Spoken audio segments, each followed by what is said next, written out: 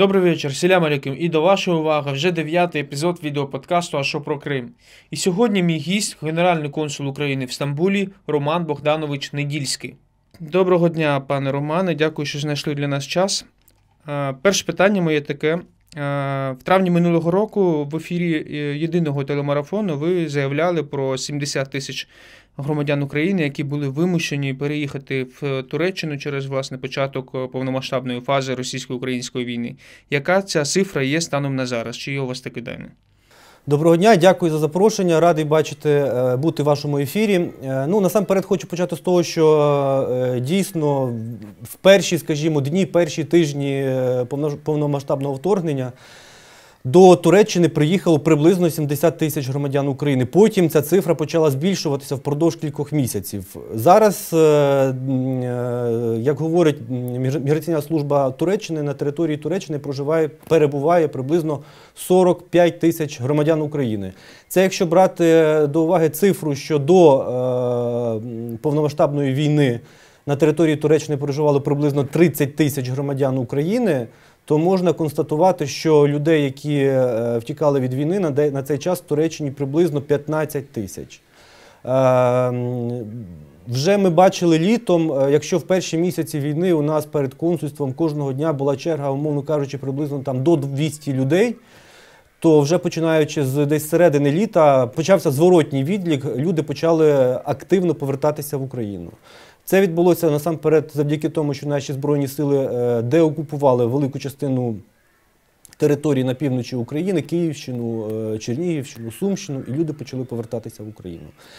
На цей час десь приблизно 15 тисяч. Статистики точної, скільки в Стамбулі проживає, сказати це просто неможливо і нереально, тому що ніхто не веде статистику ні з турецьких органів щодо по кожному місту, скажімо так. Стамбул – це величезний мегаполіс, в якому за неофіційною статистикою проживає 24 мільйони населення, тому ніхто точно сказати не може, скільки тут громадян України. Серед тих, хто прибував в Туреччину, громадян України, є також і громадяни України з окупованого Криму, і я розумію, що не всі вони прибували за наявності українських документів. Як відбувалася робота саме по ідентифікації їх як громадян України, бо я розумію, що також з окупованого Криму на території Туреччини могли їхати і російські громадяни, які просто перепрописані незаконно вже на території півострова.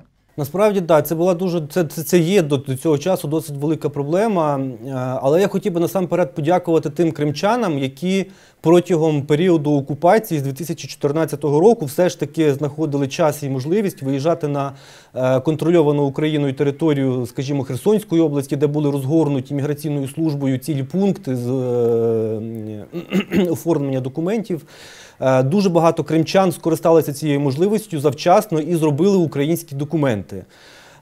Але була, до речі, з числа кримських татар, я хочу відзначити, якраз найбільше тих, хто переоформив на Херсонщині українські документи. Але є дуже велика кількість наших громадян, які з 2014 року не поновлювали своїх документів. Більше того, за період окупації з 2014 року на території Криму від громадян України народилася дуже велика кількість дітей. По законодавству, фактично, вони є громадянами України, тому що вони, по-перше, народилися на території України і від батьків громадян України.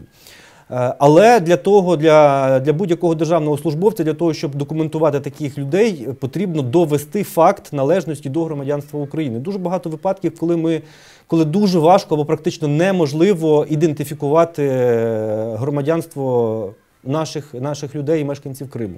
Насамперед, ми беремо до уваги нам потрібна будь-яка зачіпка для того, щоб шукати інформацію про людину. Нам важливо копії паспортів, копії інших документів, щоб ми бачили, що людина якісь документи робила. Тоді ми пишемо звернення до Міграційної служби, до інших органів для того, щоб перевірити належність цієї особи до громадянства України.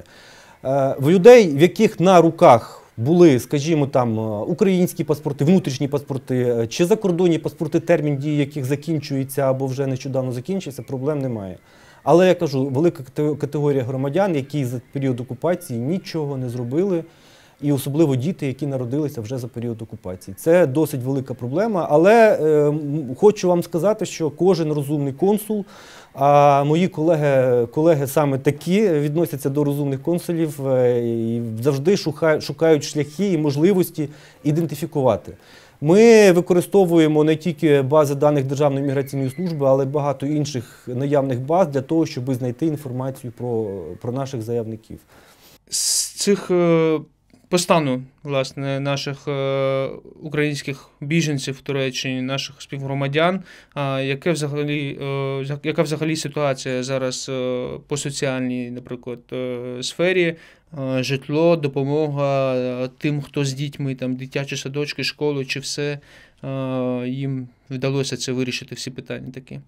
Ну, перш за все, я хотів би почати з того, що я, чесно кажучи, дуже не люблю, коли про наших громадян використовується слово «біженці». Це можна, знаєте, дуже легко простежити на практиці тут в Туреччині, коли Туреччина з початку сирійської війни отримала 4,5 мільйони сирійських біженців. Мабуть, про сирійців можна сказати біженці. Про наших громадян абсолютно не можна сказати, що це біженці. Це люди, тимчасово переселені особи, які втікають від війни і рятуючи свої сім'ї. Тому що з України виїхали практично, виключно жінки і діти. І чому я ще не люблю біженців? Тому що вони, наші громадяни, ніколи, практично ніколи не очікують про те, що держава, яка їх прийняла, буде їх дотувати і платити їм якісь соціальні виплати. Вони приїхали, думають, де шукати роботу, де шукати житло, яким чином для того, щоб себе і свої сім'ї забезпечити. Якщо говорити про наших громадян, які приїхали сюди, дивіться, на початку повномасштабного вторгнення дійсно десятки тисяч наших громадян були тут. Насамперед їм потрібно було поселення, одяг, харчі. Це те, з чим ми працювали в перші тижні, скажімо. Нам велику підтримку дали турецькі бізнесмени. Є один готель в Стамбулі, який поселив 500, навіть не 500, більше ніж 500 наших жінок і дітей, і вони прожили там аж до кінця серпня. Тобто майже 6 місяців люди проживали в цьому готелі. Так само ми дуже активно працювали з меріями міст нашого консульського округу. Мерія Стамбула нам виділила 60 номерів для проживання наших людей. Муніципалітет Стамбула Büyükçekmece виділив так само нам 60 номерів для проживання наших людей. В Ізмірі, в Бурсі так само ми отримали певну кількість номерів для проживання наших людей. Дитячі садочки, люди навіть в цьому готелі, де проживало понад 500 людей, люди там самі організувалися, у них там була імпровізована школа, у них там був власний дитячий садок, бізнесмен їм допомагав все, що їм було потрібно для організації цих процесів. Турецька влада надала можливість нашим громадянам, які сюди приїхали, вивчати турецьку мову. Це безкоштовно. Так само хочу сказати, що більшість дітей, які зараз перебувають в Туреччині, звичайно, вони ходять не в турецьку школу, а все ж таки вони підтримують зв'язок з Україною і вони навчаються онлайн в українських школах. Добре, що така можливість є, діти не відриваються від навчального процесу. Роман Богданович, попрошу вточнити по також соціальних питаннях для наших співгромадян, зокрема в Стамбулі, там, де ви перебуваєте. Як відбувається взагалі комунікація з турецькою владою, з мерією Стамбулу в цьому випадку? Чи вони охоче йдуть на контакт для вирішення подібних питань? Дуже охоче йдуть. Ну, дивіться, якщо говорити про соціальне забезпечення наших людей, які приїхали сюди від початку повномасштабного вторгнення, то Туреччиною не було надано тих соціальних пакетів, які були надані, наприклад, країнами Європейського Союзу. Зокрема, Польщею. Да? Ми знаємо, що там були і соціальний статус, соціальні виплати і таке інше. Тут цього не було. Це лягло на плечі нас, скажімо, дипломатичних установ України в Туреччині на українську громаду. Тобто ми цими питаннями вирішували і займалися. Звичайно, ми залучали муніципалітети, мерію Стамбула, зокрема. Як таких виплат немає, але турецький уряд, наприклад, надає можливість користатися гуманітарним статусом. Тобто людина може зареєструватися, отримати гуманітарний статус, і вже від цього насамперед людина зможе мати, наприклад, медичне обслуговування безкоштовне в комунальних лікувальних закладах. Але цей гуманітарний статус він має так само інші обмеження, тобто людина не може виїжджати, подорожувати і так далі. Тобто не всі хотіли скористатися цим статусом. Роман Богдановичу, для допомоги в ліквідації наслідків землетрусу, які відбулись в південно-східних регіонах Туреччини, українська держава доправила 87 рятувальників, в тому числі парамедиків, це була і гуманітарна допомога тощо. Як на цю трагедію відгукнулись наші співгромадяни в Туреччині? Чи були в якісь волонтерські ініціативи, можливо, там збір допомоги? Чи знаєте ви щось про це? Ви знаєте, ми разом з нашою громадою в Стамбулі ініціювали збір гуманітарної допомоги для того, щоб підтримати турецький народ в цій жахливій, дійсно, насправді, катастрофі. Це велика біда для них, тому що це десятки тисяч людей, які загинули фактично за одну ніч. І ми знали, що тут в Стамбулі в одній з клінік перебуває велика кількість дітей, постраждалих від землетрусу, і ми повезли нашу гуманітарну допомогу в цю клініку. Мали зустріч з керівництвом лікувального закладу, і знаєте, він сказав такі слова, що ми знаємо, яка у вас біда зараз, але незважаючи на те, ви все ж таки зробили таку ініціативу і ви привезли гуманітарну допомогу нашим дітям, і наші серця б'ються в унісон. Так воно і відбувається від початку повномасштабного вторгнення, наші серця дійсно б'ються в унісон. Насправді, те, що я спілкувався, те, що мої колеги спілкувалися і з місцевими, насправді це турки сприйняли це надзвичайно позитивно. Сказати це дуже просто сказати. Вони щиро вдячні. Я скажу, наші рятувальники, які поверталися вже після того, як вони допомагали турецьким рятувальникам працювати на місці землетрусу, вони поверталися через Стамбул.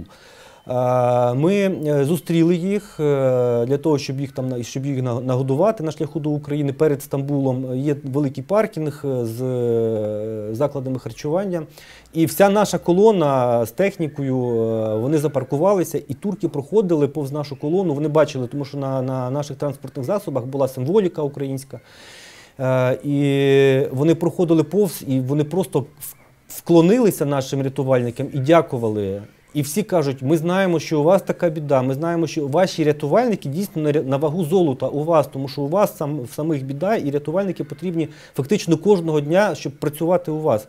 Але, незважаючи на це, ви приїхали і вам допомогли. Цей знак, цей символ допомоги турки прийняли надзвичайно позитивно. Це дуже хороший знак. Не можу не спитати про людей, наших, знову ж таки, співгромадян, які загинули або зникли безвісти внаслідок цих жахливих подій. Станом на середину лютого ще було відомо про 5 загиблих і 7 зниклих безвісти громадян України. Можливо, є якась оновлена вже інформація зараз? На жаль, в цьому землетрусі є загиблі, серед загиблих є і громадяни України. Станом на зараз їх 6. У розшуку перебувало 160 громадян України, знайдено 154, 6 продовжують перебувати в розшуку. Наше посольство України в Анкарі активно працювало для того, щоб допомагати громадянам України. І 61 громадянин України виявив бажання, і їх було евакуйовано з місця землетрусу. Так само посольством нашим на місце землетрусу відправлялося кілька мікроавтобусів з гуманітарною допомогою на місці для того, щоб допомогти нашим громадянам. Тому ситуація на цей час така.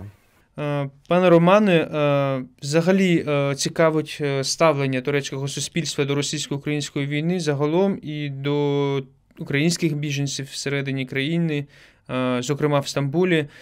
Поясню, чому мене це цікавить, бо все ж таки інколи прориваються в інформаційний простір різні вкиди про підтримку начебто турецького суспільства, все ж таки боку Росії, визнання окупованого Криму.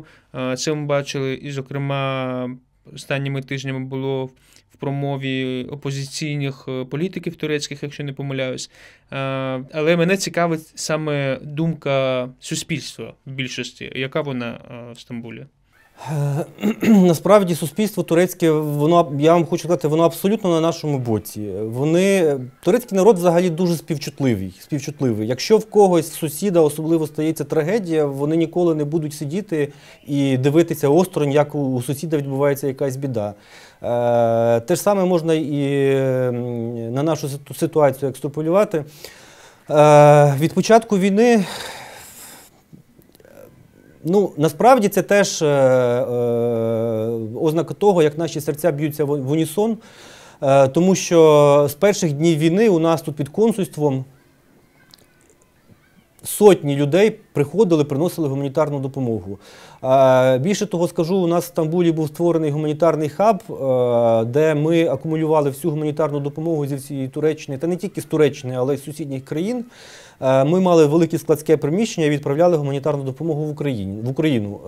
За кілька місяців ми відправили понад 150 вантажівок з гуманітарною допомогою. Я вам скажу на одному прикладі, знаєте, я все життя пам'ятатиму цей жест, я б сказав, доброї волі від турків. Звичайно, нам гуманітарну допомогу надавали і великі компанії там цілими вантажівками, але якось нам до Генерального консульства поштою надіслали дві баночки дитячого харчування. Тобто це означає, що хтось міг цілу вантажівку відправити, а якась людина могла купити 2 баночки дитячого харчування і надіслати поштою хто що міг. Так само до консульства приносили квіти. Звичайні діти з турецької школи в перші дні війни прийшли до нашого консульства, принесли свої малюнки своїм одноліткам в Україну, просили нас, щоб ми їм передали, що вони підтримують своїх однолітків в Україні. Так само дуже багато турків пропонували своє житло. Ми, звичайно, намагалися користуватися перевіреними, скажімо, ті ж самі муніципалітети, мерія Стамбула чи бізнес, якому ми могли довіряти, тому що ми ж не знали, хто ці люди, і ми не могли нашим людям рекомендувати поселитися в людей, яких ми не знаємо. Але дуже було багато запитів, люди місцеві готові були надати своє житло для того, щоб наші люди мали можливість де проживати. Так само, наприклад, мерією Стамбула у нас дуже хороша співпраця з мерією Стамбула, і ми домовилися,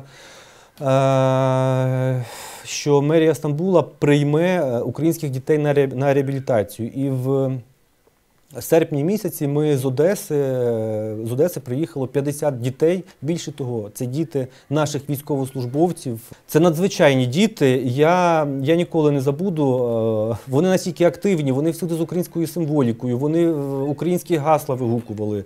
Дуже класні. І насправді мерія зробила дуже гарну екскурсійну програму. В дітей протягом тижня було зайнято абсолютно весь час.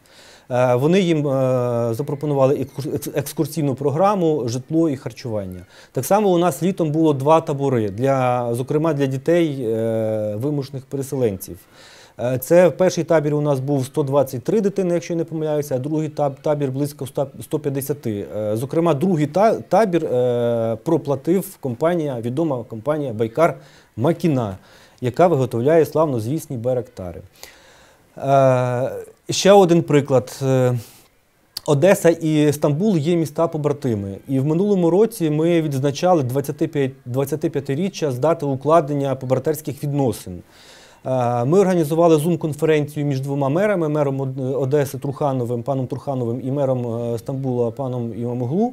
І мери домовилися про те, що Стамбул передасть Одесі 10 автобусів, там не 10 автобусів, взагалі Одеса потребує автобусів, тому що електротранспорт в Одесі зараз не дуже добре ходить, тому Одеса попросила дизельні автобуси і генератори. І мерією Стамбулу було прийнято рішення, і зараз триває процес передачі 10 автобусів і 41 генератора для Одеси. Прикладів дуже багато, насправді. Це вияв того, наскільки люди між собою комунікують, спілкуються, співчувають, розуміють, перебувають на нашій стороні, ті ж самі муніципалітети. І що стосується політиків, Туреччина завжди стоїть на тій позиції, що вона визнає український суверенітет і територіальні кордони станом на 91-й рік. Це завжди було, і Крим – це Україна. Це святе діло для Туреччини. Не можу не спитати про вплив, власне, російської пропаганди на турецьке суспільство. Наскільки воно є сильним, бо навіть, наприклад, по своїх колегах-журналістах я скажу, що там бачили, що затримували українських журналістів в Стамбулі при спробі в'їхати в країну. Це була Гульсум Халілова, журналістка АТР. Відносно нещодавно це відбулося. Буквально пару тижнів тому український журналіст Осман Пашаєв також повідомив про те, що йому заборонили в'їзд на територію Туреччини. Через що це відбувається? Це, власне, і вплив російської пропаганди, або заборонити українським журналістам потрапити всередину країни і висвітлювати, чи чому? Ні, зовсім не так. Я би почав навіть з іншого, я би почав з української контрпропаганди. Для того ми тут і є, наше посольство в Анкарі, і ми тут генконсульство в Стамбулі, і наше консульство в Анкарі, для того, щоб робити контрпропаганду. Ми насправді зробили дуже багато заходів для того, щоб доносити до турецької аудиторії ту правду, яка є. Насправді турецькі засоби масової інформації на початку війни досить, скажімо так, адекватно відсвітлювали події в Україні. Ми зробили дуже багато заходів, наприклад, це в минулому році весною ми зробили величезний захід на 300 людей в муніципалітеті Стамбула Büyükçekmece, де ми розповідали про українських дітей у війні. Ми робили великий захід, який називався Make Art for Peace. Тобто ми через мистецтво доносили ту правду, яка відбувається в Україні. Так само наші закордонні дипломатичні установи в Туреччині використовують абсолютно всі соціальні мережі, які тільки є, і на цих ресурсах ми теж доносимо цю інформацію. Була надана величезна кількість інтерв'ю провідним засобам масової інформації нашим послом в Туреччині. Так само і я надавав інтерв'ю протягом минулого року. В минулому році в муніципалітеті Стамбула Büyükçekmece відбувся величезний фестиваль творчих колективів з, по-моєму, 50 країн, якщо не помиляюся. І ми добилися того, що російської делегації там не було. А навіть в порушення, скажімо, статутних документів цього фестивалю, де брати участь мають колективи від 18 років, нам пішли на зустріч з розумінням того, що дорослі колективи приїхати не можуть, а приїхали діти. І наші діти там брали участь, і насправді це зробило дуже величезний позитивний імпульс в інформуванні турецької аудиторії, тому що цей фестиваль транслювали на усіх турецьких телеканалах. Звичайно, росіяни активно працюють, у них є величезні медіаресурси, той самий Спутник чи Russia Today, вони, звичайно, їх використовують. Але так само вони намагаються це робити за посередництва, скажімо, своєї так званої культури і працівників їхньої культури, але знову ж таки вони наштовхуються на нашу контрпропаганду. Як це було, наприклад, в минулому році є така відома Лісіца, музикантка, і вона мала мати концерти в Туреччині. Не змогла. Так само, як і інші російські зірки, або ті зірки, які планують мати концерти на території Туреччини.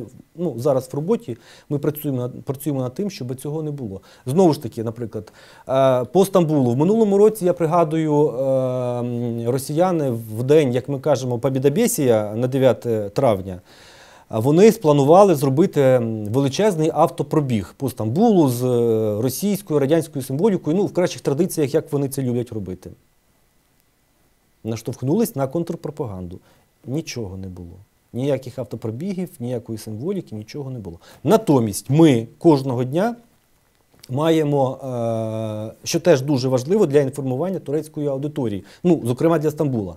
Від початку війни і до сьогодні, вже більше року, кожного дня на центральній площі, на одній з центральних площ Стамбула відбувається мітинг проукраїнський з українською символікою. Виключенням було лише буквально, я не пам'ятаю, приблизно 10 днів була пауза, коли стався теракт в центрі Стамбула на Істіклялі в минулому році, в листопаді. Тому що це якраз наш мітинг відбувається 2 хвилини ходьби від місця теракту, який відбувся. І після землетрусу теж була перерва приблизно в 10 днів. А так кожного дня відбувається. Це місце туристичне, де не тільки стамбульці проходять, але й туристи. І вони відбуваються, і вони бачать, що українці активні. І це, до речі, це не тільки Стамбула стосується, це стосується всіх інших міст Туреччини. Ще буквально пару питань в мене, і будемо закінчувати наше інтерв'ю. Пане Романе, можливо, є якісь волонтерські рухи, українські ініціативи, в тому числі і етнічних кримських татар, які приїхали в Туреччину після початку повномасштабної фази війни або до того, які допомагають Збройним силам України. Там збирають амуніцію, відправляють, ще щось, бо величезна потреба є завжди у наших військових, починаючи з елементарних речей, як шкарпетки, закінчуючи чимось вже таким суттєвим військовим. Що ви знаєте про це, що ви нам могли б розповісти нашим глядачам тут всередині країни? Ну, Туреччина завжди відома була великими промисловими своїми виробництвами, зокрема амуніції, камуфляжу, форми і всього іншого, трикотаж, все, що стосується одягу. І дійсно з початку війни було дуже багато громадян України, які приїжджали в Стамбул і скуповували, відправляли в Україну все, що потребували на той час наші Збройні Сили України. У нас є 2 українських товариства, які теж дуже активно залучені до цього процесу. Одне товариство, для прикладу, вони зорганізовують певний благодійний захід, збирають якісь кошти, і на ті кошти вони купували все необхідне для аптечок. Вони потім те, що купили, в товаристві формували в аптечку, відправляли в Україну. Це величезну кількість аптечок вони відправили. Інше товариство теж робило благодійні заходи, і на ці кошти вони купляли або амуніцію, або кошти перераховували безпосередньо на ті рахунки, які потребували наші благодійні фонди в Україні. Те, що я казав, ми відправляли величезну кількість гуманітарної допомоги. Серед тої гуманітарної допомоги їхало все. Їхали і, наприклад, один бізнесмен привіз 30 тисяч носків для наших військовослужбовців, з красиво брендованих, спеціально для ЗСУ зроблених. Інший бізнесмен приніс понад 1000 окулярів сонцезахисних з українською символікою. Це і тканини для того, щоб в Україні можна було шити, і пластини, і все, що завгодно. І до цього часу дівчата наші, українки, я просто бачу, простежую в соцмережах, вони до цього часу ходять по всіх ринках, де продають амуніцію, це все скуповують і відправляють тим, кому це потребують. Останнє питання в мене щодо участі Росії в якихось міжнародних організаціях, і, зокрема, в Організації Чорноморського економічного співробітництва. Коли я намагався знайти інформацію про це, останнє, що я знайшов, це інформацію за той рік, 15 березня, коли ви були присутні на засіданні черговому, і там ви заперечили доцільність розгляду питання транспортних перевезень взагалі в Чорноморському регіоні через повномасштабну фазу війни, власне. Тоді росіяни наполягали на неполітизації цього питання. І як відбувається робота організації зараз? Чи продовжувалися якісь засідання, де росіяни наполягали на якихось, на розблокуванні, скажімо так, якихось питань? Так, ну насамперед почну з того, що окрім того, що я генеральний консул України в Стамбулі, я ще й представник України при Організації Чорноморського економічного співробітництва, штаб-квартира якої знаходиться в Стамбулі. Взагалі ОЧЕС – це регіональна міжнародна організація, членами якої є 13 держав Чорноморського басейну. Вона не політична, вона насамперед економічна, культурна і будь-які інші сфери життя покриває. Практично всі міжнародні організації після Другої світової війни, я називаю їх консенсусними, тому що рішення в цих організаціях приймаються консенсусом. Те ж саме відбувається і в нас в ОЧЕС. Навіть банальне затвердження порядку денного засідання має прийматися консенсусом. Тобто всі 13 держав-членів, в тому числі наш північний агресор, теж мав би проголосувати за відповідне рішення. З початку повномасштабного вторгнення ми задекларували і нотифікували секретаріат ОЧЕС, що ми виступаємо за виключення Росії з ОЧЕС. Юридичних шляхів і механізмів, прописаних в статуті, виключення немає. Я кажу, тобто всі ці організації після Другої світової війни не передбачають механізмів виключення, тільки механізми набуття членства в цих організаціях. Ми розуміли, що це непростий шлях, тому що навіть поставити питання для розгляду про їхнє виключення до порядку денного буде неможливо, тому що ми ставили зрештою, але росіяни завжди голосували проти і засідання не відбувалися таким чином. Було так само інший виклик, коли в нас в організації відбувається головування. Кожних півроку в алфавітному порядку, починаючи від Албанії і закінчуючи Україною, кожна держава півроку головує. Якраз випало, що з 1 липня минулого 2022 року росіяни мали головувати в ОЧЕС. Юридичного механізму, як цього не допустити, не було. Політичного рішення прийняти неможливо було.